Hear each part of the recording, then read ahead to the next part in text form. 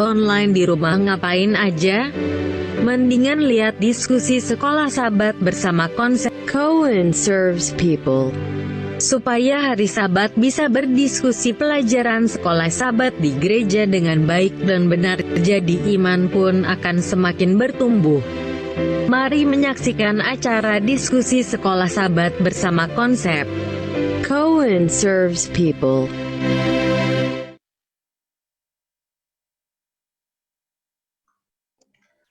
Shalom, selamat malam untuk kita semua, ataupun pagi, siang, atau sore, kapanpun saudara menyaksikan. Kembali lagi bertemu bersama konsep Cohen Serve People, bersama juga dengan Pendeta Pardosi. Dan saat ini kita akan berdiskusi sekolah Sabat. Kurang lebih dalam 30 menit ke depan, kita akan berdiskusi sekolah Sabat, berbagi akan pelajaran apa yang kita dapatkan, dan mungkin berdiskusi, mengajukan beberapa pertanyaan yang bisa memperkaya pengetahuan kita akan firman Tuhan melalui sekolah Sabat, dan pastinya akan menumbuhkan kerohanian kita. Baiklah, malam hari ini sebelum kita sebelum kita mulai diskusi ini, saya mengundang Pendeta Jimmy Huta Barat. Pendeta Jimmy Huta Barat boleh memimpin kita di dalam doa sebelum kita mulai diskusi sekolah Sabat malam hari ini. Marilah kita bersatu dalam doa. Ya Tuhan Allah Bapa kami di sorga, terima kasih untuk segala kebaikan-Mu dalam hidup kami yang masih kami rasakan hingga pada saat ini. Kami akan membahas pelajaran sekolah Sabat kami ya Tuhan. Ya Allah, kiranya Engkau melalui Roh Kudus-Mu menguasai kami, sehingga kami dapat mengerti akan pelajaran firman Tuhan yang akan kami bahas, sehingga memberikan kepada kami pemahaman untuk kami dapat ajarkan, bagikan kepada orang lain, dan banyak orang yang akan mengerti pelajaran ini, dan sehingga kami dapat mengaplikasikannya di dalam kehidupan kami sehari-hari. Terpujilah nama Tuhan, di dalam nama Yesus kami berdoa. Amin. Amin. Terima kasih Pendeta Jimmy. Bagi saudara-saudara yang menyaksikan sahabat konsep dimanapun Anda berada, saat ini adalah program pertama kami, program pertama kita untuk berdiskusi sekolah Sabat bersama-sama. Dan ada dua rangkaian acara. Yang pertama, Pendeta Adrian akan menyampaikan kesimpulan sekolah Sabat di depan sekitar 7 menit, dan 20 menit sisanya kita akan berdiskusi bersama-sama. Jadi untuk bagian yang pertama ini kami akan berikan kepada Pendeta Muda Adrian Runesi, saat ini melayani di Konfes Jawa Kawasan Timur, jemaat di Banyuwangi, dan juga beberapa cabangnya. Kami berikan waktu kepada Pendeta Adrian Runesi. Baik, selamat malam. Saat ini sebenarnya malam ini kami berdiskusi Alkitab, walaupun nanti dibukanya pada saat pagi hari. Tetapi biarlah dimanapun kita berada, kita boleh dalam keadaan sehat-sehat, dan khususnya kita boleh bersama-sama juga sepanjang minggu ini belajar pelajaran sekolah Sabat. Saudaraku sekalian, pada sepanjang pekan minggu kita ini, pelajaran sekolah Sabat kita pelajaran ke-6. Tanggal 1 sampai 7 Agustus, judul pelajaran kita adalah kemungkinan-kemungkinan yang tidak terbatas. Saudaraku sekalian, berbicara tentang kemungkinan-kemungkinan yang tidak terbatas, ternyata banyak hal, saudara, yang sering kita lakukan di dalam kehidupan kita sehari-hari, sebenarnya itu adalah sesuatu yang kita lakukan setiap saat, yang mungkin kadangkala bukan oleh karena kelebihan kita, tetapi oleh karena ada kuasa yang membuat kita menjadi mampu. Apa itu? Yaitu kuasa Roh Kudus Tuhan. Ayat inti daripada pelajaran sekolah Sabat kita, atau ayat hafalan dari pelajaran sekolah Sabat kita adalah, tetapi semuanya ini dikerjakan oleh Roh yang satu dan yang sama, yang memberikan karunia kepada tiap-tiap orang secara khusus seperti yang dikehendakinya. Nah, saudaraku sekalian, berbicara tentang Roh Kudus, ya. Kalau kita lihat tadi ayat intinya di dalam 1 Korintus 12 ayat 11, ternyata segala sesuatu yang kita buat ini selama kita di dunia, khususnya adalah kegiatan-kegiatan rohani, itu adalah oleh karena tuntunan kuasa Roh Kudus saja. Allah memanggil umat-umat Tuhan saat ini, saudara dan saya, sebagai alatnya. Alat untuk apa? Untuk menginjil, memberitakan akan firman Tuhan. Walaupun saudaraku sekalian, kita akui kita adalah manusia yang penuh dengan dosa, yang seringkali jatuh di dalam dosa. Tetapi kuasa Tuhan, kuasa Roh Kudus itu melayakkan saudara dan saya, sehingga saudara dan saya bisa melayani pekerjaan Tuhan melalui pekabaran Injil, memberitakan firman Tuhan. Saudaraku sekalian, sama seperti yang dikatakan oleh Alkitab, bahwa saudara dan saya adalah terang. Saudara dan saya adalah garam dunia. Kita adalah utusan-utusan yang diutus oleh Kristus untuk memberitakan kabar kebenaran firman Tuhan. Saudara, apabila kita membuka pelajaran sekolah sahabat kita, khususnya di dalam fokus ayat Alkitab 1 Korintus pasal 12, ayat yang ke-12, ayat yang ke-13, ayatnya yang ke-18 sampai 22. Maka kita melihat, saudara, ada hal-hal yang disampaikan oleh Rasul Paulus di dalam 1 Korintus pasal 12 ini.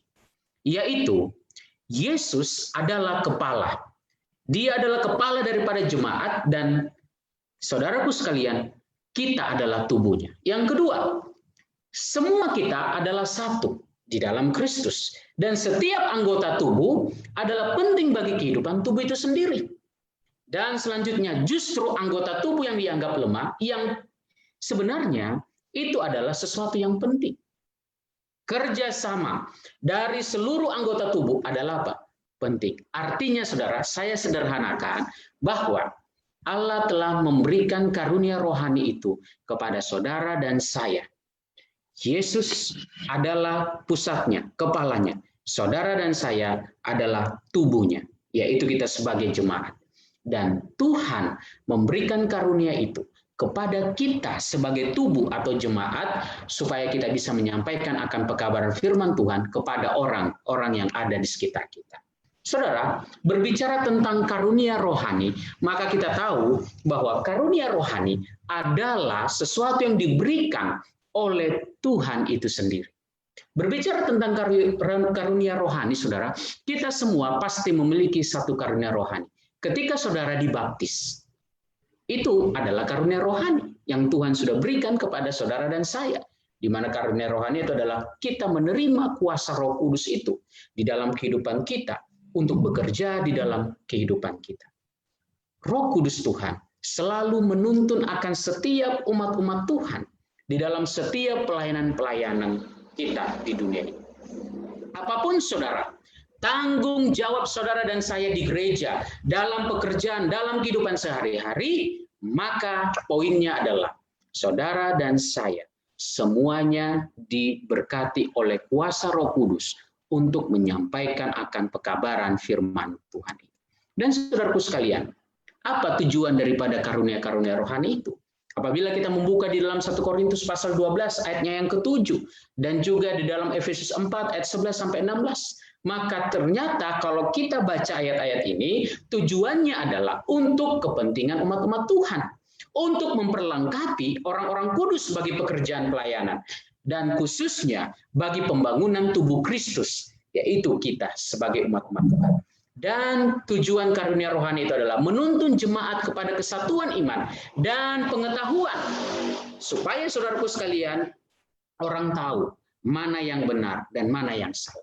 Dan saudaraku sekalian, tujuan karunia rohani adalah menolong gereja untuk mencapai kedewasaan yang penuh, membantu gereja untuk bertumbuh sesuai dengan kepenuhan Kristus, dan memelihara, memperkuat gerejanya, menyelesaikan pelayanan.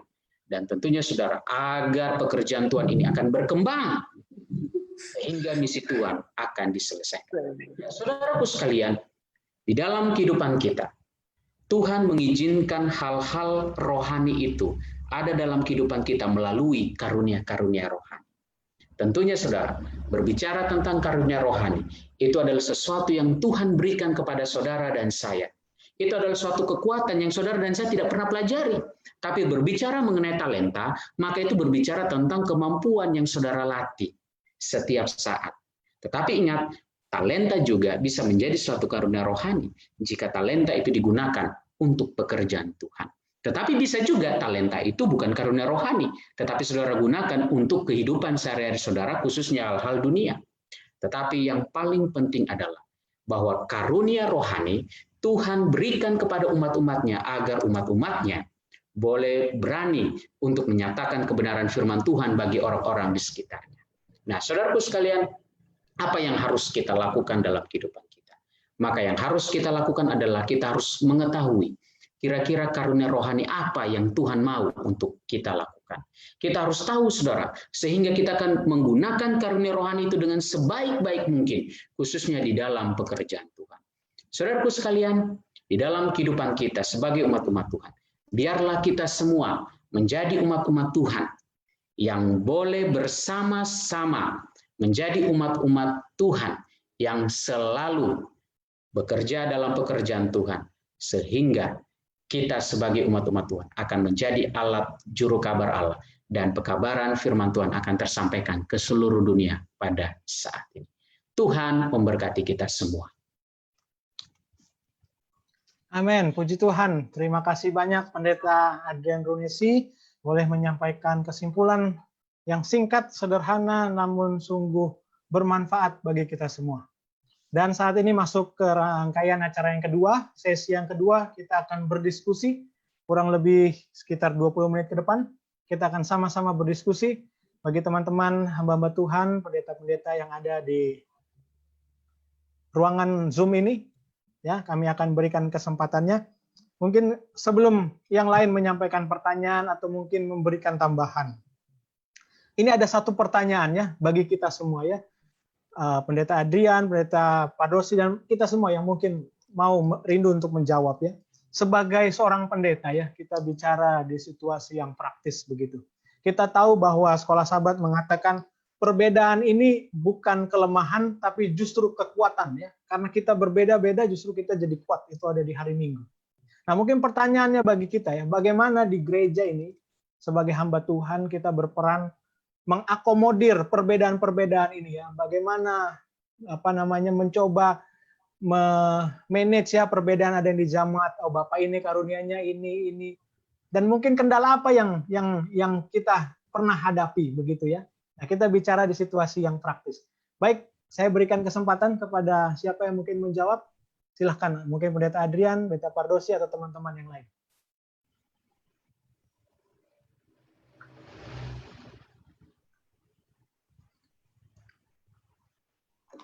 Mungkin ke Pendeta Adrian terlebih dahulu. Silahkan. Bagaimana cara kita menyatukan perbedaan-perbedaan ya? Iya, mengakomodir itu, mengatur itu. Menjadi kekuatan yang baik. Baik, terima kasih. Seringkali kan yang terjadi di dalam kehidupan di gereja itu, kadang-kala semuanya itu punya talenta, pengen mau jadi pemimpin. Ya, kalau satu sudah pengen pemimpin, semuanya juga pengen sibuk mau jadi pemimpin. Tapi bagaimana caranya supaya kita semua ini mau bekerja sama? Maka yang saya mau sampaikan adalah buang dulu atau kikis dulu keinginan daging yang merasa bahwa oh kita ini hebat, kita ini memiliki kelebihan. Nah masalahnya kan kita kadang kalau manusia ini suka ingin tampil, suka ingin dilihat. Nah padahal memang kita punya kemampuan, semua punya kemampuan, tapi karena semuanya pengen supaya jadi nomor satu, ya jadinya tidak terakomodir dengan baik. Maka langkah yang pertama harus dibuat sebenarnya di dalam gereja adalah harus adanya kerendahan hati, adanya saling untuk mengutamakan orang lain. Nah, masalah yang terjadi kita maunya kita yang paling utama. Padahal seharusnya yang dibuat oleh umat-umat Tuhan saat ini adalah supaya gereja itu bertumbuh, kikis dulu kepentingan-kepentingan pribadi, maka Roh Kudus yang akan menuntun sehingga pekerjaan itu akan berjalan. Nah, kita patut berhati-hati. Seringkali yang terjadi adalah di gereja kita hanya suka menonjolkan talenta kita. Sebenarnya talenta itu baik, mau melayani pekerjaan Tuhan. Tapi masalahnya talenta itu kita tonjolkan karena kita menganggap itulah kemampuan saya. Padahal yang harus kita lakukan adalah sama seperti pelajaran sekolah sahabat ini, bahwa ada kemungkinan-kemungkinan yang tidak terbatas itu. Apa? Karunia rohani. Nah, sehingga kalau karunia rohani, saya yakin saudara, kalau karunia rohani yang menuntun umat-umat Tuhan, sama seperti ayat inti pelajaran sekolah sahabat kita ini, maka semua yang kita lakukan semuanya itu adalah tuntunan kuasa Roh Kudus, bukan diri kita. Terima kasih. Amin. Amin. Terima kasih pendeta ya. Jadi memang butuh kerendahan hati ya. Kerendahan hati ini yang dibutuhkan dan mungkin sulit ya, tapi ini harus dimiliki oleh anggota. Bagaimana pendeta-pendeta yang lain kira-kira apa masalah apa yang mungkin dihadapi dan bagaimana membuat perbedaan ini ya supaya boleh jadi kekuatan yang luar biasa dalam pekerjaan Tuhan di jemaat khususnya. Ada yang mau berbagi pengalaman mungkin tentang ini? Dipersilahkan.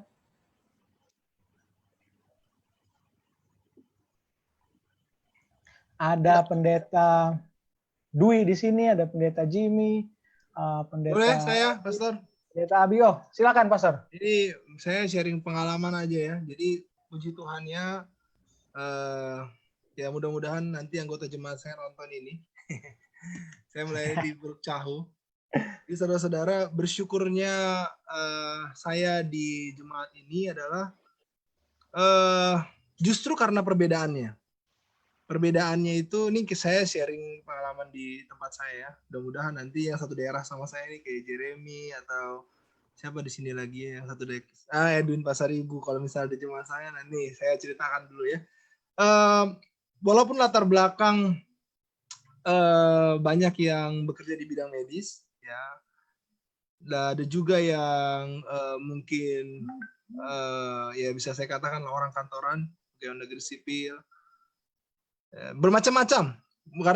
Maksud saya di bidang medis pun, atau di rumah sakit pun dia ada yang IT, ada yang macam-macam, ada yang bidan, dokter, perawat, dia macam-macam. Nah, yang justru saya syukur di sini keberagaman itu saling mendukung dan saling melengkapi. Jadi intinya ini sebenarnya bukan soal keberagamannya, karena saya yakini saudara-saudara, justru kalau semua sama, justru kalau semua maunya maunya memimpin, tidak mau dipimpin, nah justru ini jadi masalah. Tapi saya mau saya saksikan bahwa justru keberagaman itu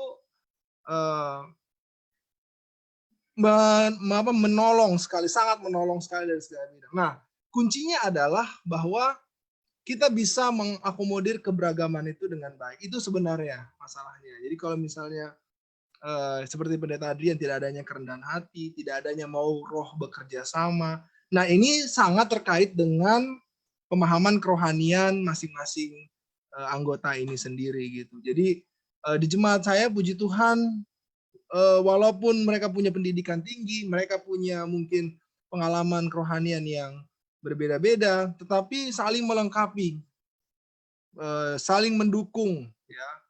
Ya, bagaimana kita bisa mengakomodir perbedaan-perbedaan ini? Itulah kuncinya.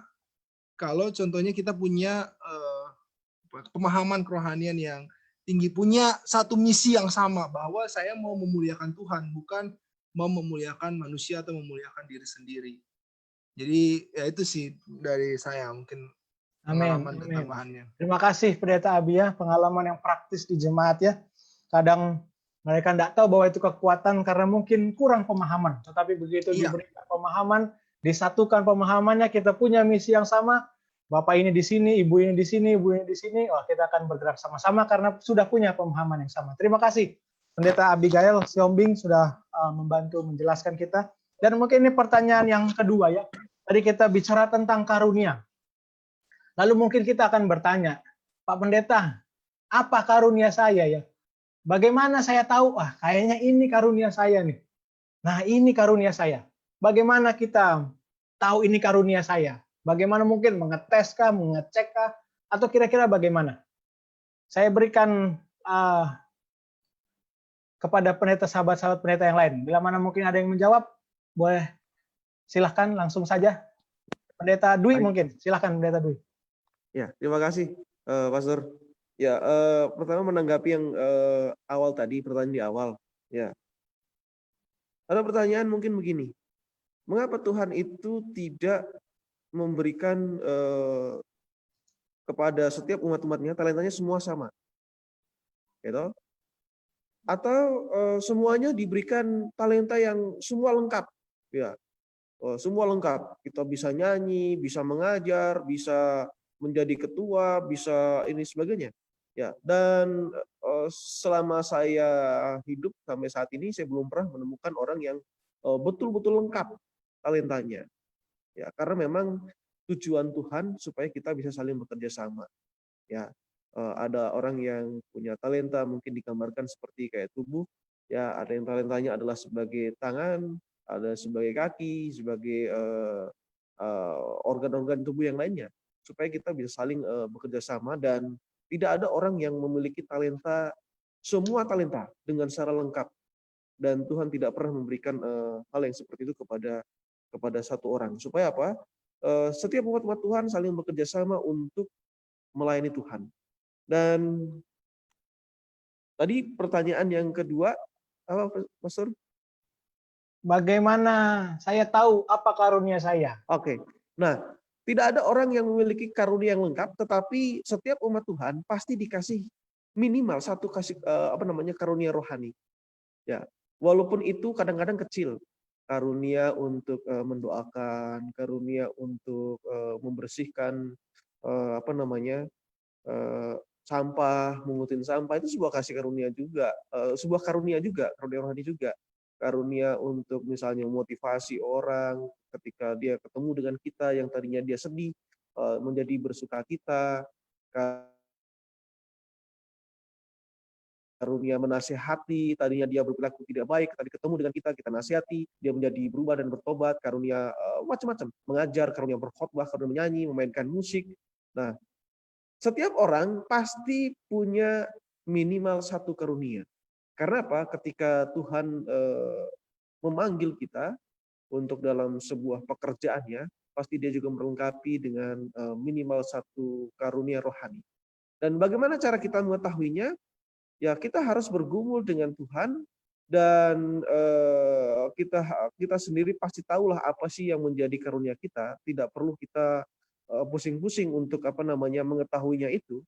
Karena apa? Kita kan hidup, yang tahu diri kita itu pasti ya kita sendiri yang pertama, dan juga yang kedua adalah Tuhan. Dan kita pasti tahu bahwa kita ada karunia minimal satu itu. Jadi sangat mudah sebenarnya, ya cukup kita pikirkan aja, pasti kita akan tahu itu. Baik, terima kasih.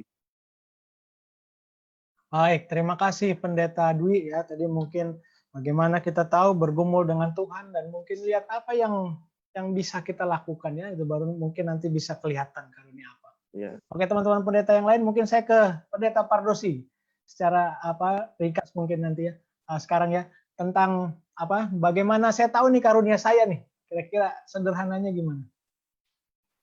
Baik, jadi yang pertama kan kita meminta ya. Kalau nggak minta ya nggak dikasih lah, kan harus ada minta ya. Setelah kita minta, maka Tuhan akan memberi. Setelah Tuhan memberi, maka kalau kita sungguh-sungguh berdoa, maka Tuhan akan kasih tahu sama kita apa yang Tuhan berikan sama kita ya. Tuhan itu tidak akan memberikan kepada kita kebutaan dalam memahami apa yang Tuhan berikan. Pasti. Lalu pelajaran kita katakan, itu akan diberitahukan kepada kita sementara kita bekerja dalam pelayanan. Ya. Jadi contohnya, saya dikasih karunia untuk berdoa gitu ya. Nah, sementara saya mendoakan orang itu, kayaknya orang yang saya doakan itu meresap gitu doanya ya. Lalu dia merasa dikuatkan gitu. Nah, akhirnya saya boleh tahu bahwa saya mempunyai karunia berdoa karena orang yang saya doakan itu memberikan respon kepada saya gitu ya. Makanya kita itu kalau sedang menikmati pelayanan dari seseorang, kasih responnya yang benar gitu. Jangan respon-respon palsu, cantik-cantik di bibir namanya ya. Nggak boleh itu, karena itu akan bisa menipu kepada orang yang bersangkutan gitu. Contohnya ya, dia nyanyi di gereja ya. Dia nyanyi sebenarnya itu udah fals suaranya, udah pasti fals lah. Semua pun satu gereja katakan fals gitu. Tapi setelah saudara bertemu dengan sang penyanyi, saudara katakan terima kasih, suaranya luar biasa, saya begitu terangkat. Ini kan orangnya jadi bingung, saya fales kenapa dibilang suara saya bagus, saat hati pendengar yang mendengarkan itu terangkat kemana? Terangkat kepada darah tinggi, iya kali gitu kan, karena sudah emosi kan suaranya memecahkan gendang telinga gitu ya. Jadi dari situ kita bisa tahu juga apa karunia yang Tuhan berikan ya, dengan respon dari apa? Dari yang menerima pelayanan kita. Jadi kita pun harus jujur ketika seseorang berkata, bagaimana tadi khotbah saya? Bagus atau tidak? Mengangkat rohani atau tidak? Ya, jawab dengan jujur, jangan jawab dengan manis-manis di bibir. Ya, itu akan berpengaruh kepada orang yang menerima respon saudara itu, ya. Kalau memang ada yang kurang, ya kita sampaikan saja kurang, kan ditanya kan. Kalau kita jawabnya tidak jujur, saudara yang berdosa. Ya, oh bagus sekali, oh besok-besok khotbah lagi ya katanya. Padahal satu gereja bilang khotbah itu membingungkan gitu, tapi saudara bilang itu bagus sekali ya. Jadi perlu kita apa? Jujur. Karena ini masalah rohani, jadi harus jujur kita dalam merespon pelayanan rohani seseorang. Terima kasih. Berarti Pendeta Pardosi, kalau karunia rohani itu sebenarnya lebih tepatnya dilatih atau dengan tiba-tiba saja Tuhan sudah berikan? Karunia rohani itu kan bisa dari bakat yang saudara sudah serahkan sama Tuhan. Bakat itu kan juga karunia Tuhan, tapi tidak terkait kepada rohani. Tapi setelah saudara mau serahkan bakat itu kepada Tuhan, maka Tuhan akan merubah itu menjadi karunia rohani yang membawa dampak rohani kepada yang menikmati itu. Ya. Jadi talenta, bakat itu kan dari Tuhan juga, tapi itu tidak terkait kepada saudara mendedikasikannya kepada aktivitas atau pelayanan rohani. Nah, dari bakat dan talenta itu, kalau saudara memang sudah komit mau serahkan itu kepada Tuhan, itu pun menjadi karunia. Berarti itu kan bakat talenta itu sebenarnya dari awal saudara sudah latih, lalu setelah dia matang, maka saudara serahkan itu kepada Tuhan, lalu Tuhan robah itu sehingga menjadi karunia rohani. Tapi ada juga karunia rohani yang Tuhan berikan sesuai dengan kebutuhan pelayanan saudara. Dan itu bisa datang, bisa lepas, karena sesuai kebutuhan. Ya kalau saudara nggak sedang membutuhkannya, ya itu diambil daripada tinggal di dalam tubuh saudara lalu itu menjadi barang mati, contohnya gitu ya. Ya Tuhan ambil, nanti kalau saudara butuh, Tuhan kasih lagi. Nah, ada karunia yang seperti itu modelnya. Ya contohnya, saudara doakan orang, sembuh, ya. Besok saudara doakan orang, mati dia. Terus saudara tanya, loh kemana karunia rohani saya kemarin ya? Saya doakan sembuh, sekarang kok mati? Ya, Tuhan tahu mana yang dibutuhkan oleh saudara dan itu bisa diberikan, bisa dilepas. Tapi paling tidak ada satu yang tetap tinggal dalam diri saudara, yang itu adalah pelayanan saudara yang rutin tiap-tiap waktu. Terima kasih. Amin. Terima kasih Pendeta Pardosi, Pendeta Dwi juga tadi ya, bergumul dengan Tuhan dan sambil lakukan pelayanan kita akan tahu ya. Dan jangan-jangan kalau kita tidak pelayanan, ya kita nggak tahu justru karunia kita kan, karena bagaimana mau dapat itu ya kalau nggak kerjakan pelayanannya. Baik, saya berikan kepada teman-teman, mungkin ada yang mau bertanya, ada yang mau menyampaikan tambahan, dipersilahkan. Ya, Pendeta, ada satu kesaksian tentang yang tadi ditanyakan oleh Pendeta Adrian dan disampaikan oleh Pendeta Pardosi. Kebetulan saya punya pengalaman ini. Saya waktu kecil itu badannya gemuk ya, jadi karena kegemukan itu saya jadi minder. Kemudian di sekitar umur SMA, saya hadir di satu Rabu malam itu kebetulan datang cepat, masih sepi, dan saya berdoa, Tuhan saya mau jadi pendeta, tapi bagaimana kalau tidak ramah, sedangkan saya pemalu. Jadi saya berdoa tolong berikan ya keramahan lah seperti itu. Dan saat itu saya mulai memberanikan diri untuk datang ke anggota yang hadir di gereja pada saat itu untuk nyalamin duluan. Artinya ketika kita sudah minta, kita harus coba exercise itu, praktekin. Dan mungkin ada satu yang akan menghalangi kita untuk mengembangkan atau mendapat karunia itu. Pada saat kita membandingkan diri kita dengan diri orang lain. Artinya membandingkan dalam artian yang negatif. Bukan sebagai motivasi atau acuan supaya jadi baik, tapi jadi membuat diri kita makin down atau jadi makin malu. Amin, amin. Baik, terima kasih banyak Pendeta Jeremy kesaksiannya ya. Itu juga sekaligus menjawab bagaimana kita mengembangkan karunia-karunia kita. Baik, saya berikan lagi kepada teman-teman. Ada mungkin yang mau bertanya atau menambahkan atau mau memberikan Itu perhatian? Pak Pendeta, itu ada pertanyaan dari Pendeta Jimmy. 1 Korintus 12 ya, Silakan, ayat 10 Pendeta itu. Jimmy. Ya. Tentang karunia bahasa roh. Ini kira-kira kapan ini kita bisa terima atau kira-kira seperti apa itu karunia bahasa roh? Baik. Silahkan diberikan waktu kepada Pendeta Jimmy. Oh, sudah ada di chat ya. Tentang karunia bahasa roh. Kapan terjadi? Kapan akan terjadi dan menafsirkan bahasa roh? 1 Korintus 12 ayat 10. Baik, kepada para pendeta diberikan kesempatannya untuk mencoba menjawab apa ini karunia bahasa roh. Ya. Ada Pendeta Adrian, Pendeta Pardosi, atau Pendeta Dwi mau coba membantu, dan yang lain silahkan. Baik, ini pertanyaan yang sangat penting sebenarnya mengenai karunia bahasa roh. Kalau kita lihat misalnya di dalam Kisah Para Rasul, bagaimana Petrus berkhotbah, kemudian ditanggapi di sana, berkumpullah orang-orang banyak di tempat itu menyaksikan bagaimana murid-murid Tuhan berkhotbah, dan mereka bingung, kok bisa mereka ini berkata-kata dengan bahasa kita, bahasa asal kita. Artinya ketika Petrus berkhotbah, atau murid-murid yang lain berkhotbah, otomatis dengan bahasa mereka masing-masing, tetapi diterima sebagai bahasa-bahasa daripada orang-orang mereka yang datang dari berbagai macam daerah itu. Dan yang pasti mereka memiliki bahasa yang berbeda-beda. Nah, disinilah bahasa roh. Ya, bahasa roh itu adalah sebenarnya adalah bahasa yang kalau kita melihat di sini ada translate daripada Roh Kudus itu. Ya, apa bahasa yang digunakan oleh murid-murid Tuhan? Apakah dia menggunakan bahasa yang tidak mereka kenal atau bahasa seperti ya yang random gitu, seperti itu, atau bahasa mereka sehari-hari? Ya, kemungkinan besar adalah bahasa mereka sehari-hari, tetapi ditranslate terdengar dengan bahasa para pendengarnya. Sebagai contoh, ketika saya bicara bahasa Indonesia, kumpul di sana ada misalnya, mohon maaf, ada orang Batak, orang Jawa, orang Manado, dan sebagainya. Mereka mendengar, ketika saya ngomong bahasa Indonesia, mereka mendengar dengan bahasa mereka masing-masing. Orang Batak mendengar itu sebagai bahasa Batak, kemudian orang Manado mendengar itu sebagai bahasa Manado, orang Jawa mendengar itu adalah bahasa Jawa. Dimengertilah demikian.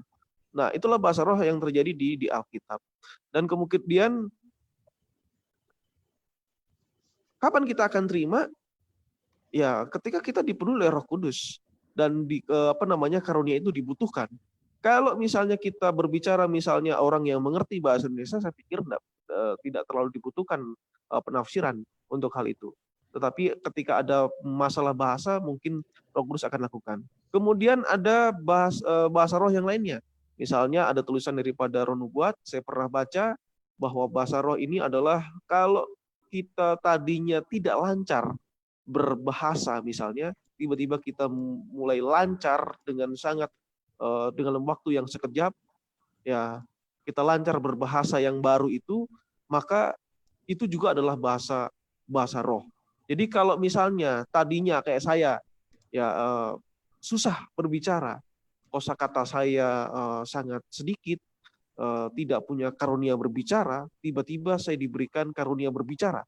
Nah, saya pikir bahasa yang diberikan ini jadinya adalah bahasa roh yang saya miliki. Nah, itulah yang saya mengerti daripada bahasa roh ini. Baik, amin. Terima kasih Pendeta Dwi Cahyono sudah menjelaskan sedikit tentang bahasa roh, ya, karunia berbahasa roh. Baik, Pendeta, mungkin karena waktu juga ya, saya mungkin langsung saja. Kalau kita buka di dalam Alkitab, dalam Kisah pasal 2, itu cerita tentang karunia bahasa roh. Kisah 2 itu kita lihat tentang cerita Pentakosta. Nah, nanti bisa kita baca dalam waktu kita masing-masing, tapi intinya begini. Kisah 2 ayat 6, ketika turun bunyi itu berkerumunlah orang banyak, mereka bingung karena mereka masing-masing mendengar rasul-rasul itu berkata dalam bahasa mereka sendiri. Lalu nanti di ayat 11 dilanjutkan. Baik orang Yahudi maupun penganut agama Yahudi, orang Kreta, orang Arab, kita mendengar mereka berkata-kata dalam bahasa kita sendiri tentang perbuatan-perbuatan besar yang dilakukan oleh Allah. Jadi, apa itu yang dimaksud bahasa roh? Bahasa roh itu adalah, contoh, saya hanya bisa bahasa Indonesia. Tapi ketika saya ke satu tempat, saya berbicara dengan seorang, mungkin orang dari Rusia.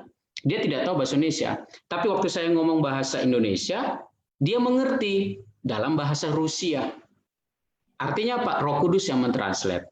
Nah, kenapa itu bisa terjadi? Tentunya pasti apa yang saya sampaikan itu adalah kebenaran firman Tuhan. Jadi kapan itu terjadi? Tentunya itu terjadi ketika kita menyampaikan pekabaran firman Tuhan. Dan saya bersyukur, saudara, saya mau saksikan, saya sudah pernah merasakan itu. Ketika saya melayani di Bali, di Singaraja.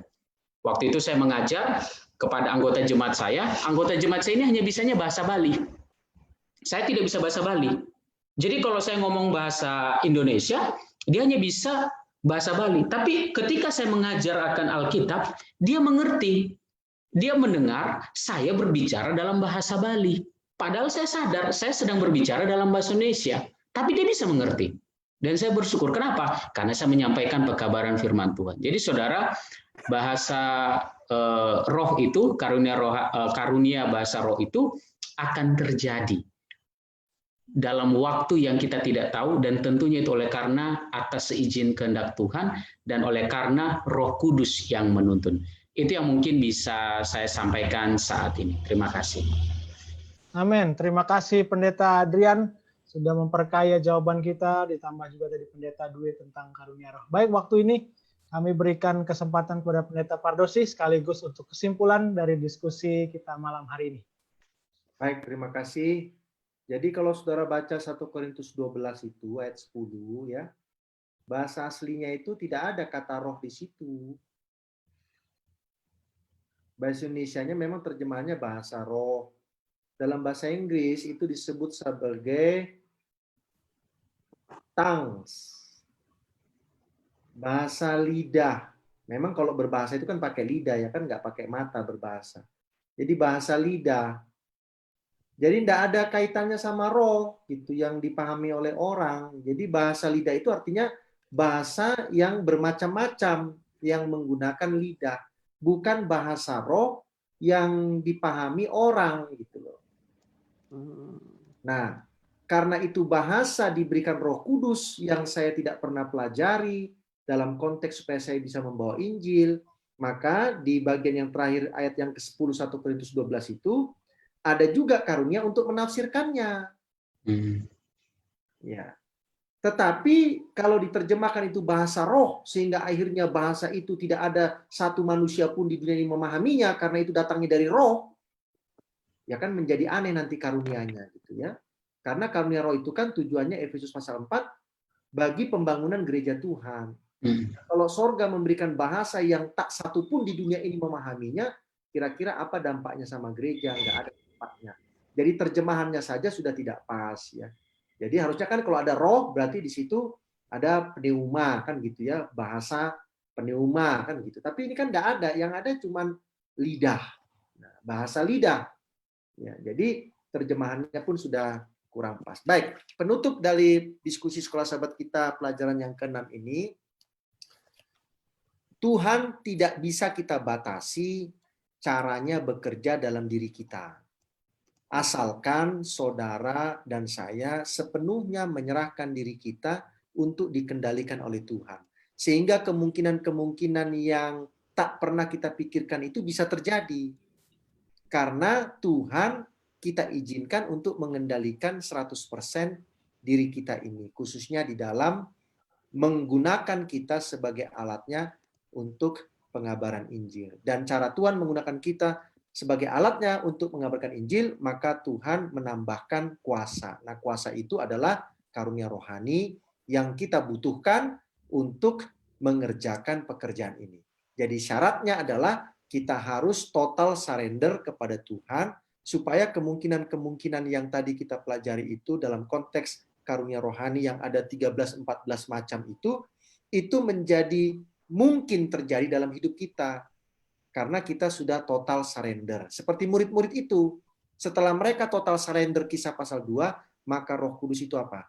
Turun. Dan setelah itu mereka dikendalikan oleh karunia rohani. Terima kasih.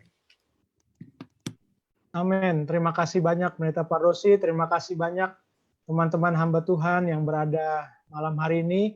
Dan kami juga ucapkan terima kasih kepada Bapak Ibu, saudara-saudara, adik kakak, sahabat konsep yang telah menyaksikan diskusi Sekolah Sabat ini. Mudah-mudahan ini boleh memperkaya pengetahuan kita akan firman Tuhan, dan lebih daripada itu boleh kita lakukan di dalam kehidupan kita, hidup dengan benar, melakukan apa yang Tuhan sampaikan, dan kita siap untuk menyambut kedatangan Tuhan yang kedua kali.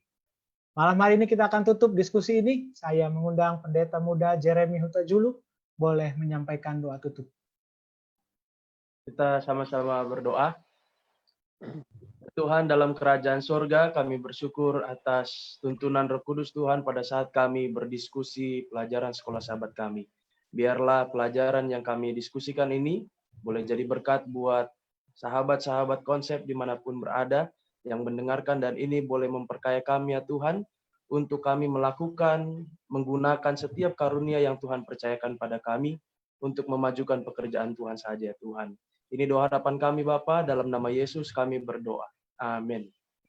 Amin. Selamat malam, selamat beristirahat. Terima kasih semuanya sudah menyaksikan. Tuhan memberkati.